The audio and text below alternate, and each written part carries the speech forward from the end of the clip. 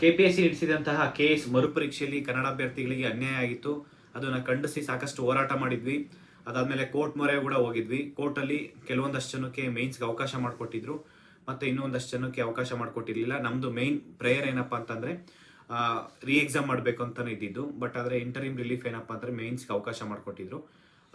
ಕೆಲವೊಂದಷ್ಟು ಜನ ಸ್ಟೂಡೆಂಟ್ಸು ಮತ್ತು ಇನ್ನೂ ಎಷ್ಟೊಂದು ಕ್ಯಾಟಲ್ಲಿ ನಾವು ಫೈಲ್ ಮಾಡಿದ್ವಿ. ಅದು 5ನೇ ತಾರೀಕು ಏರಿಂಗ್ ಆಯಿತು. ಅದಾದಮೇಲೆ ಕ್ಯಾಟಲ್ಲಿ 11ನೇ ತಾರೀಕು ಜೂನ್ 11ನೇ ತಾರೀಕು ಒಂದು ಏರಿಂಗ್ ಇದೆ ಅಂತಲೇ ಹೇಳಿದ್ರು, ಫೈನಲ್ ಏರಿಂಗು. ನಾಳೆ ಫೈನಲ್ ಏರಿಂಗ್ ಇದೆ. ಅಂದರೆ ತುಂಬ ಸ್ಟೂಡೆಂಟ್ಸ್ ಫೋನ್ ಮಾಡಿ ನಾವು ಕ್ಯಾಟಿಗೆ ಬರಬೇಕಾ ಇಲ್ಲಿ ಬೇಡವಾ ಅಂತ ಕೇಳ್ತೀರಾ. ನೀವು ಅಲ್ಲಿ ಬರೋದ್ರಿಂದ ತುಂಬ ಅನುಕೂಲನೂ ಆಗುತ್ತೆ.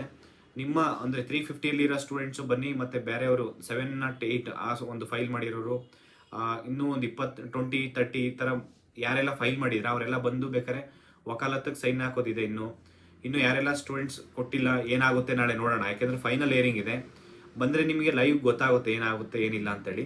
ಬಂದು ಒಂದು ಡಿಸಿಪ್ಲಿನ್ ಮೇಂಟೈನ್ ಮಾಡಬೇಕು. ಕೋರ್ಟ್ ಒಳಗಡೆ ಡೆಕೋರಮ್ ಏನಿದೆ ಒಂದು ಡಿಸಿಪ್ಲಿನ್ ಮೇಂಟೈನ್ ಮಾಡಿ.